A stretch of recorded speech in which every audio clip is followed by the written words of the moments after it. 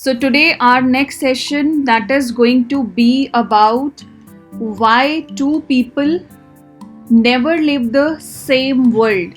Situations are same, everything is same, but two people, two different experiences yet of the same condition, right?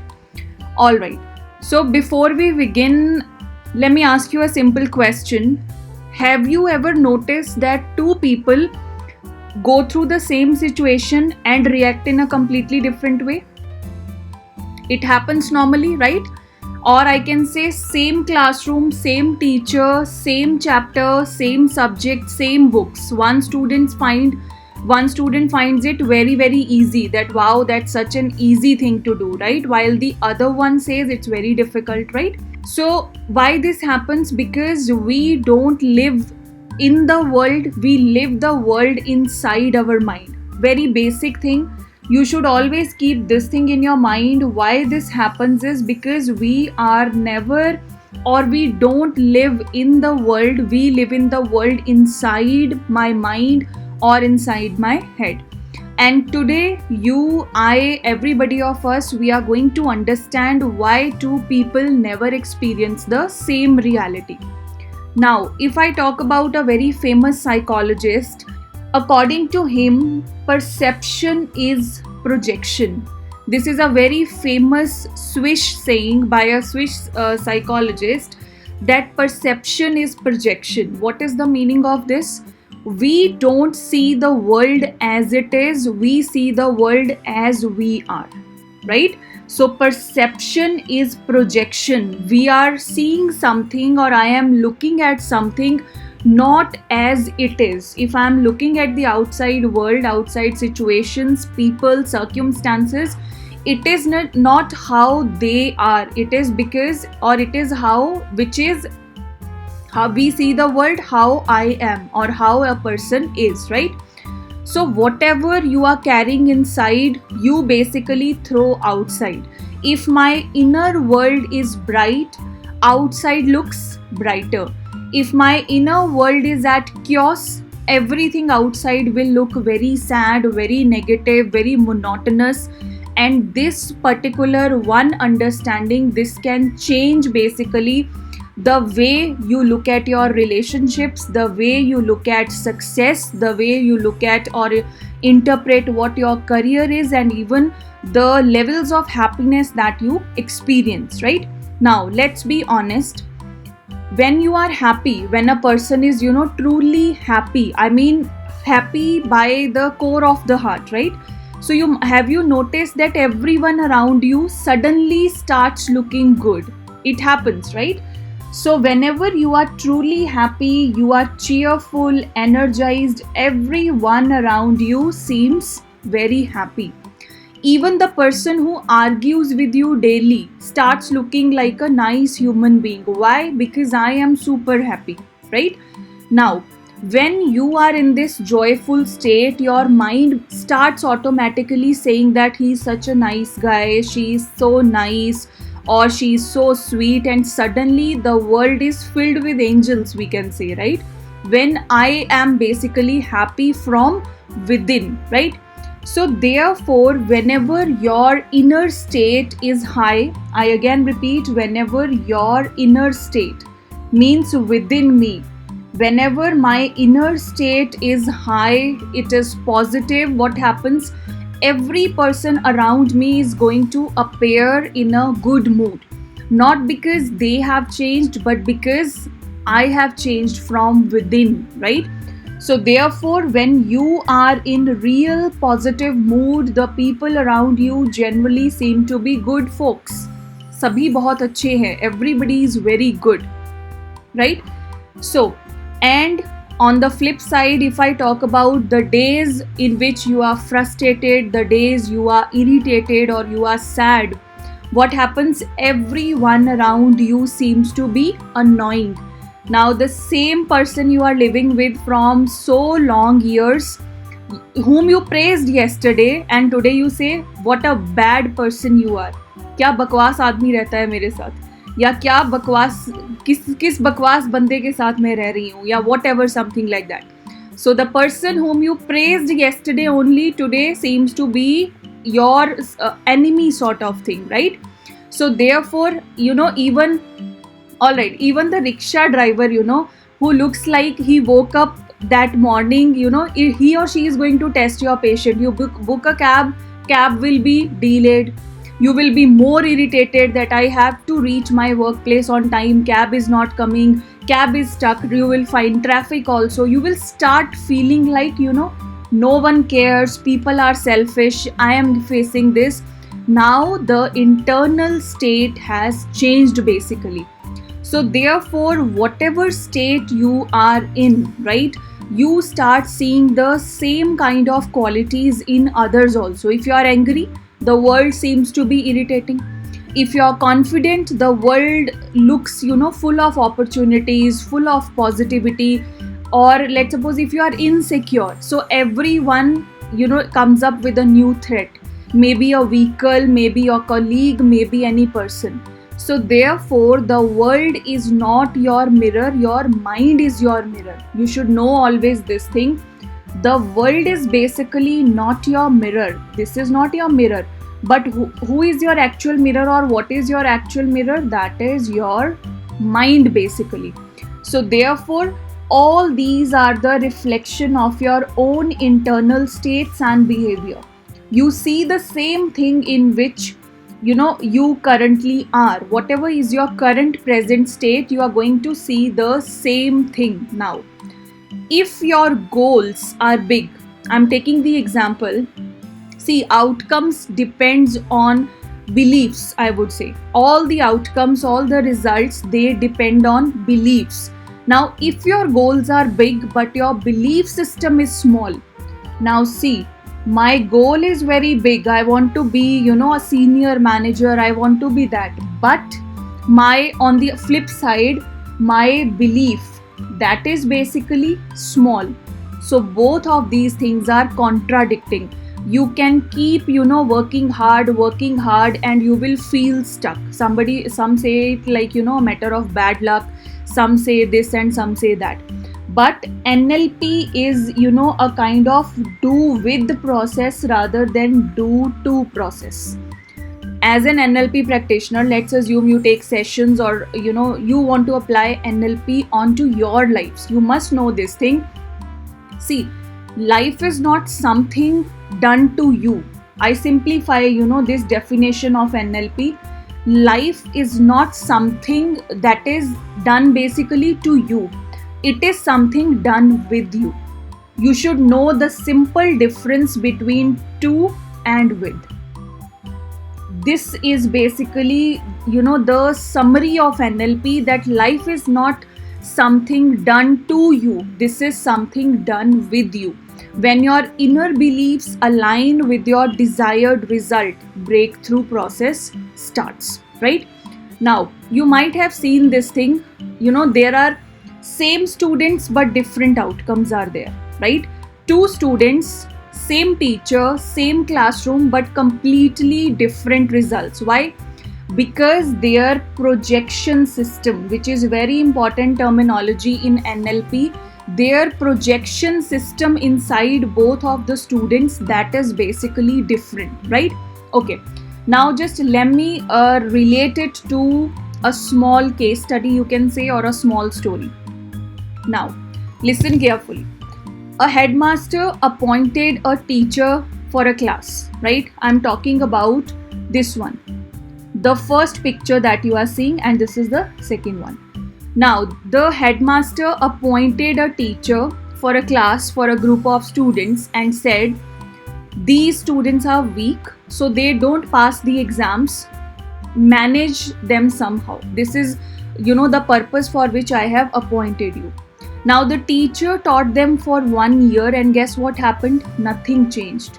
Results were same class, same students, same outcome, right? Now a year later, a new teacher was hired, as you can see in picture number 2. 1 year later, a new teacher was hired, right? Now classroom was changed. Classroom walls were filled with charts, information, inspiration. And this time the headmaster said, These are one of the most brilliant kids of my school. Give them your best so that their results don't degrade. These are one of the brilliant kids of my school, brilliant class students of my school. Give them your best so that their results don't decline. Now, same students, different beliefs filled in the teacher. Now, what happened?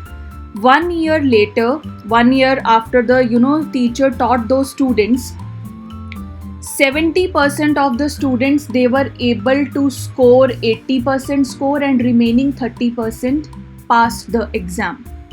Same syllabus, same school, same way of teaching, same children, but what changed here? The belief system of the teacher, basically. What changed here? That was the belief system of the teacher. See, when the teacher believed differently, the students behaved differently. There is a very fine line in understanding this thing, that how the belief system changed the outcome. When the teacher believed in a different manner, the students behaved basically in a different manner. So therefore, we can simply say that our inner world creates our outer reality, right? So it's a small, narrative that I wanted to share with you, just to give you an idea. Whenever you listen to this thing, your inner world, outer reality, bring this story in your brain. This is going to be a memory anchor kind of thing, that our inner world, my inner reality, is going to be projected as my outside reality, right? So now let's go inside to the world's most fascinating machine. I would say the most fascinating machine in the world is human brain. It's not an iPhone, not Apple, not Samsung, nothing. I am here particularly talking about the human brain, right? So the human brain, on the one side, it is one of the most complex structure known to the mankind. This is something most complex thing, right? And along with this complexity, we have also got, the wonderful working of human brain, that is the three brains, which we also call the triune brain, right? The triune theory, this was developed by Paul MacLean in the year 1970. This theory was given by Paul MacLean, which is called the triune brain theory. This is the concept of our three brains as a human being. Now, my brain is one. How can brain be three? So therefore, I'm going to just tell you first why it is important. You will realize as we, move ahead one by one in this theory, right? Now, this is not basically, the three types of brain. This is simply the three evolutionary changes that happened in the brain, findings you can say, or the cognitive development you can basically say. The oldest and the first part of human brain is the reptilian cortex. This is the oldest part of the brain, and what is the job of this part? To keep you alive, simply. What is in simple words, reptilian cortex, that is to keep you alive. You are alive because of this part of the brain, which we call as reptilian cortex. Now it controls the body's vital functions, or I would say the main important functions, which is breathing, pumping blood, etc. Also, it controls the flight, fight or freeze response. In every situation, either you are going to flight, means fly away, not fly with the wings, run away I can say. Either we run away from the situation, or we fight back in a situation, or we freeze in a situation. This is done by the reptilian cortex. Now, let's suppose you are attending the class and all of a sudden a lion comes in front of you. You are attending the class, looking at the computer or laptop screen. Behind the laptop screen comes a lion and stands in front of you. So, stimuli responses would be either you will run, you will not fight. I know we will not fight if lion is standing in front of me. Or let's suppose you even can't do this thing, that I will show the lion that I am dead. I will lie like that. So it's not a bear, it's basically a lion, right? So similarly, what happens is, this is my freeze response, right? So whenever I am freezing, or let us suppose you are crossing a road and it's a narrow escape of a two-wheeler just crossing from front of you, and you were about to clash in that two-wheeler, what will happen? Heartbeat increases. This is called the fear situation. So all the basic things for your survival and the flight, fight, or the freeze response, this is done by the reptilian cortex. Now I give you an example. Whenever you are in panic situation, whenever you are in any kind of panic situation, what happens? The blood immediately is redirected to the muscles that are required, or the body organs that are required for survival. Whenever, let's suppose, lion came in front of you, now you need to run. So automatically the blood would be rerouted to the organs of the body where, more kind of strength is required, or the energy or the blood is required for survival. This is not for the logical thinking, not for the studying. This is basically for this functionality, that I am alive, I am fearful, I want to run away, or I want to counter somebody, I want to fight with somebody, right? So that is why I give you a real example. That is why some of the students in exams, they blank out. They blank out. Why? Because of this part of the brain. Now the second part of the brain is not part of the brain, or we can say the second evolution of the brain, which is mammalian brain. The second type is mammalian brain. Now this is a kind of second layer basically, and it comprises the limbic system. Now what is limbic system? Where the emotions, they stay, they grow, and they live, right? So this is a kind of layer of the brain which is a house for the emotions basically. Okay, love, anger, fear, jealousy, motivation, all emotions are basically stored here. Now this part of the brain, this basically decides or answers to the situations. Is the situation good? Is the person trustworthy? Is this inspiring, or is this threatening, right? So all your values, all your beliefs, all your emotional interpretations, everything lives here in the mammalian brain. Now the third one is the neocortex. The third brain is the neocortex, and it is considered as the king, right? Now the neocortex is that brain which differentiates, or which basically sets us apart as human beings from other animals on this earth, right? This part basically handles language, reasoning, understanding, decoding, learning, analysis, everything. So therefore this part deals with the complex processing information. So which part of the brain deals with the complex processing information? Maybe language, reasoning, analysis, learning, understanding, whatever. That is the neocortex. And this is because of this brain we are different from the other animals, right? This is basically your intellect.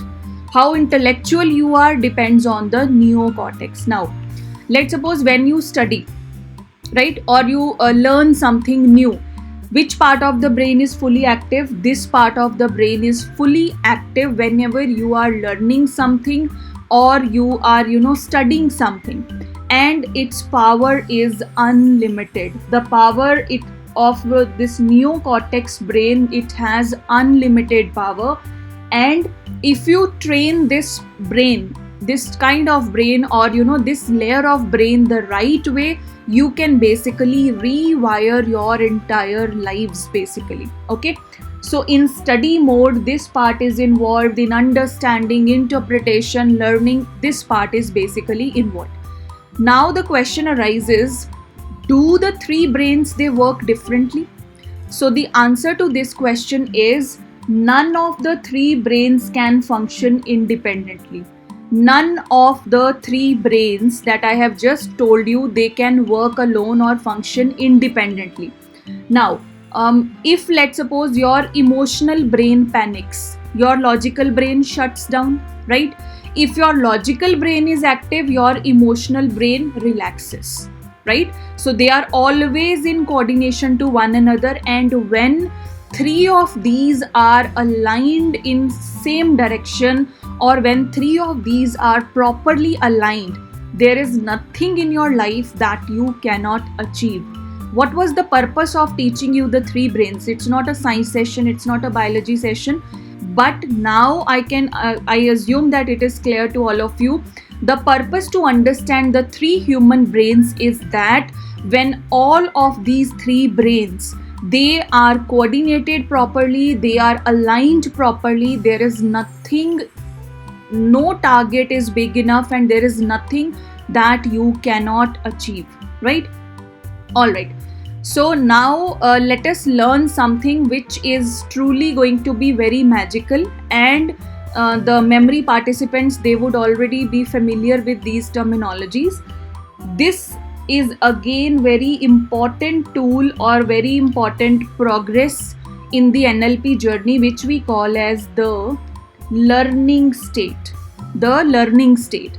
Now, it is basically deeply relaxed state. The learning state is commonly, which in simple words we call it as the deeply relaxed state. In this state, what happens? The body is calm, the awareness is high, yet mind is alert. Body is at ease, body is at rest, but awareness is high. We are alert as well as we are receptive also. The best learning state is this only, the learning state of NLP. In general, if you want to learn anything, maybe a student wants to study, maybe a professional is working on the project, maybe you are reading anything, or you are reading with the intent that I want to get the understanding of this thing. So this is basically the best practices, and theta state, which we call as the relaxed state, and the peripheral vision. Peripheral vision is, when we are totally aware of what is happening around me. This is called the peripheral vision. To give you an idea, I will include one example also, but for now you must know that the learning state, basically the base of this is first the theta state. Now there are different kinds of waves around us: alpha, beta, gamma, theta, etc. So theta state activation or theta state waves are the waves when the mind is alert, but body is still at rest. This is not related to the mode of sleep. Please note that it is not related to sleep, but it is related to, the best example of theta state is whenever somebody is meditating. What is that state? That is theta state. And what is peripheral vision? Peripheral vision basically means that, let's suppose you go to the kitchen of your home and you want to grab for yourself a water bottle. Going into the kitchen, you pick the bottle, fill the water, come out.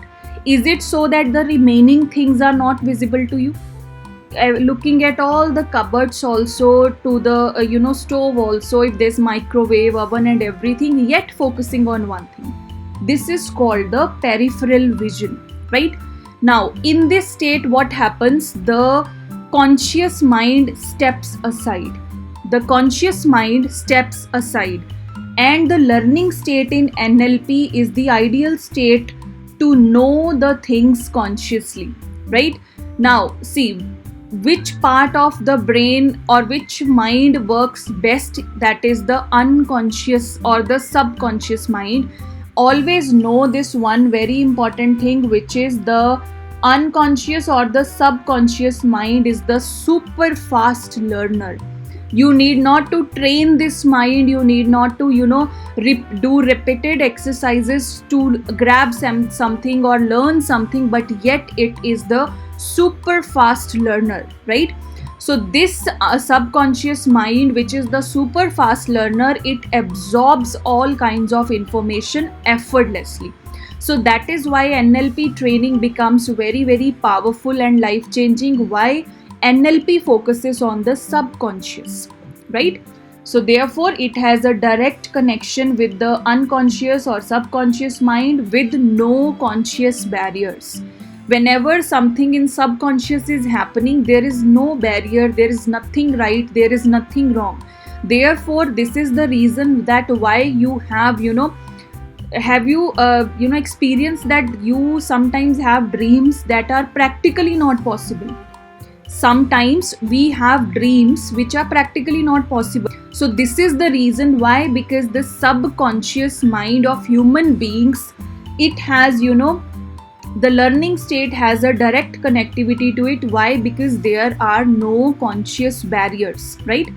Now one example, let's suppose you are driving a car or any two-wheeler. You don't stare at just one spot. Your eyes are automatically covering what's left, what's right. And I think if you have not experienced, do this. Driving a four-wheeler, driving a two-wheeler, something is coming from right, something is coming from left. We can easily sense that without looking right side or looking left side. We can basically sense that, right? So this is basically called the peripheral vision. This is a layman example of peripheral vision. Whenever you are driving a vehicle, maybe two-wheeler, maybe four-wheel vehicle, whatever, something is coming from your left side, something from right side. You need not to look left and right. You can easily sense that, and accordingly you do changes in your driving also. So therefore your eyes automatically cover left, right, front, and this is what all called the peripheral vision, and this is called the learning state in action. This is called the learning state in action. Now the important question arises, how to practice this? How do I practice on theta state? How do I practice on the peripheral vision? Apart from quantum speed reading, here our context, our discussion is about NLP. So there is a very, very simple exercise to do, which is very, very extremely simple, that how to practice the learning state. We can do in the session also. Let's do that. First of all, sit comfortably so that there is no backache or something like that. Sit comfortably. This is the first step. Second step is take a moment and find one spot in the wall in front of you. Any wall, anything in front of you, try to find a spot on the wall on which you can focus without any neck strain, without any eye strain. Simply focus on that, right? Step number 3, just focus on that spot. Let's assume there are so many pictures over there. Whatever spot you have fixed in the wall, on the wall front of you, only focus on that spot with all your attention and focus. Now as you focus on that, let's keep the focus on that point for some time. It's not like whether I should blink my eyes or not. Just focus so that there is no eye strain, no neck strain is there. Now slowly we will start to expand the vision. How we will do? Don't move your eyes. Let the eyes automatically see at what point you are looking at, what is at the right side of that, what is at the left side of that, what is at the top of that, and what is below that. Keeping the focus on the point, let your eyes pick around that point, what is on right, what is on left, what is on top, what is downwards. Try to do. Focus should be on that spot only, but anyhow you are expanding the peripheral vision left, right, means trying to do that 360 degrees. Once you do that consciously, what happens is, let's suppose you do it for 2 minutes or 3 minutes every day, instantly your body and brain is going to feel very, very calm. This is the best practice, which we call as practicing the learning state. Basically, it has dual benefit. First, it is going to help you calm your brain also, and secondly, it prepares your mind that yes, I am going to learn something. This is the simple practice that you should do every day, I would say. and this is basically called the peripheral vision in the learning state. This is going to calm down your body, your nervous system also. And whenever you want to study anything, let's suppose you are a teacher, you want to prepare your lecture, you are a professional, you want to prepare your day, let's suppose do this in the morning only, or at the time whenever you are preparing for your work, whatever work you do, just before that do this for 5 minutes. Your nervous system, your brain is going to be, it will start feeling calm and calmer. Afterwards, whatever you do, you will find that you will be able to do that very flawlessly, very easily, and your brain would be at ease. Your productivity is going to increase, right? If you are preparing, let's suppose, a topic to be taught to your students tomorrow, do this 5 minutes, prepare your topic as you do normally. If let's suppose you are preparing some subject, preparing for some exams, do this before you start your preparation, your revision, or whatever your assignments. Afterwards, do as you normally do. You will feel the, your productivity, your strength, or your connectivity with what you are doing, whatever task you are doing, that is going to be 2 times with this one simple exercise, which we call as the learning state. One method was, which I just told you, gazing at a point in the wall. And second method is which we normally call as the sausage test. What is sausage test? It's our method number 2. In front of your eyes, at a gap of say 6 inches or 12 inches, like this much, like I am sitting here, laptop screen is here, only at this much gap, keep your hand like this, right? Keep your hand normal like this. No need to give any tension, cross fingers, nothing like that, like this. Ideally, if you do it before a plain wall, it would be more better.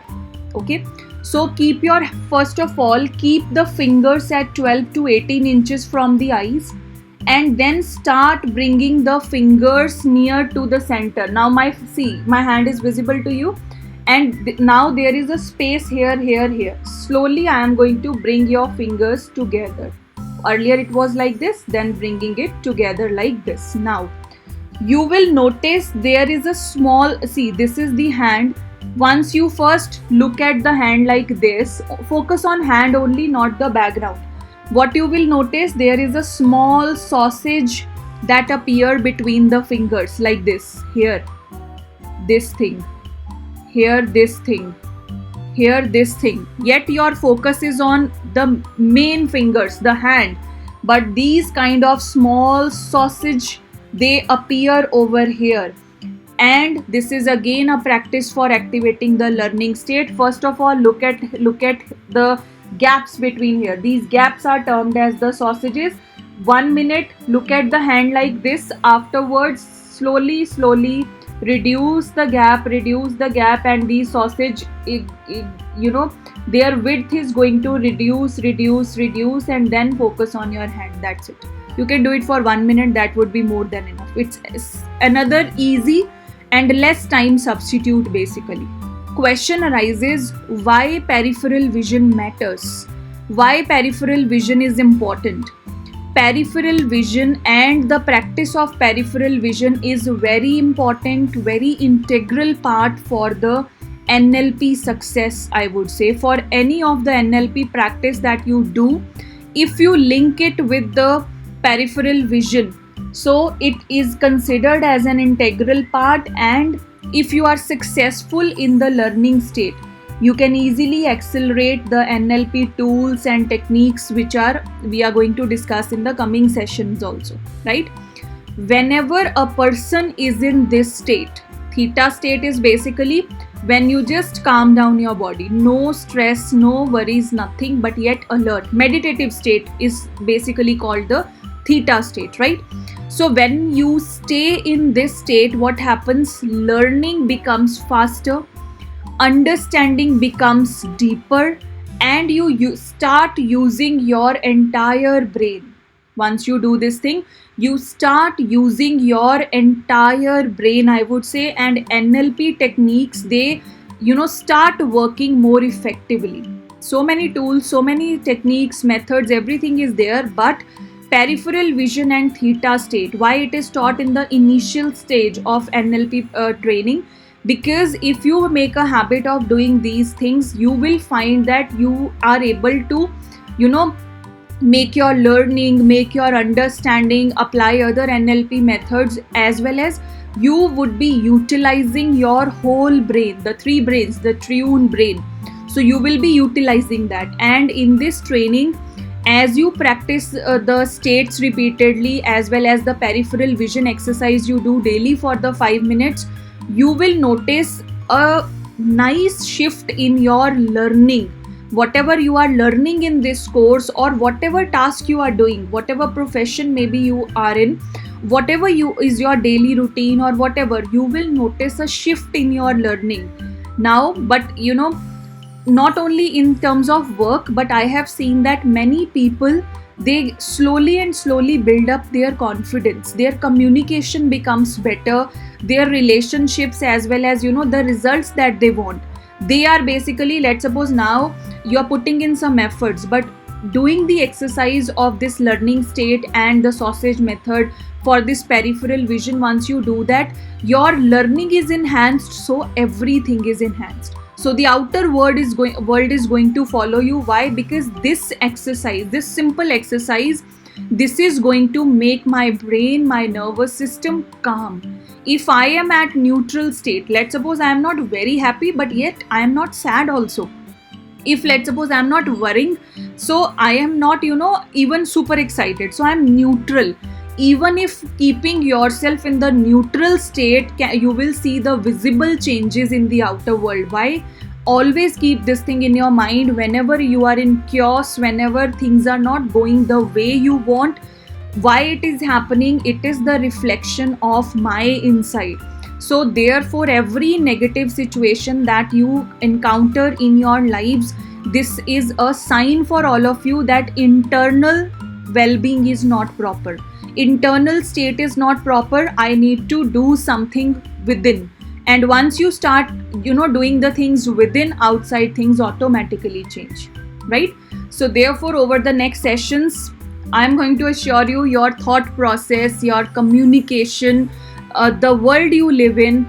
See, outer things, I will not say, again repeating, maximum people confuse NLP. It's like a kind of magic wand that today this situation is not favorable, applying NLP for one day it will become favorable. No, situation is going to remain the same, but the changes are going to be there, because now my internal energy, my internal central nervous system, my belief system, or my internal world, that is being rewired, that is being aligned now. So the outer world is going to follow that, right? Now, yeah, transformational gift of the day. Now today what you need to do is, today's transformational gift has the title given by me, which is My Moments. And I do this. All the things I'm sharing with you every day at the end of the session, everything is my self-generated and self-practiced also. What is my moments basically? My moments are, today just write down the goal that you want to reach in your life. Target. Maybe I want a promotion next year as a teacher, or I want to become manager, or whatever is your goal. And every day keep a small diary. Not in this you are making the notes. Keep a separate diary for this. On page number 1, make the title My Moment, under which write down what is your target, what target you want to achieve. Afterwards, every day before sleeping, it will just take your 5 minutes of time. You just need to write under My Moments every day, imagining how it feels when you achieve that. Let's suppose I want to become a sales manager. Assuming if somebody says I want to become a sales manager, every day you need to write, like, before going to the bed, now I have become a sales manager, what I am feeling, what are my emotions, what are my responsibilities, I have got my cabin, or whatever things. So these are to be termed as my moments. Write every day, and as you start writing day by day, If you have that much time after writing, putting the date like 24th November, my moment, first of all, today write the goal. Tomorrow, 25th of November, before going to bed, first thing, when my goal is achieved, how I am going to feel. You just write in 2 lines or 3 lines, and as you continue to write, if you have time, go through from the first page that you have written. Okay, I wrote this, I am doing this thing, I have got my own cabin. All right, every team is saying me ma'am, sir, something like that. Whatever comes in mind, it may be silly to silly, it may be serious to serious, it may be responsibility oriented, it may be getting your own cabin, getting your own nameplate, or whatever be there.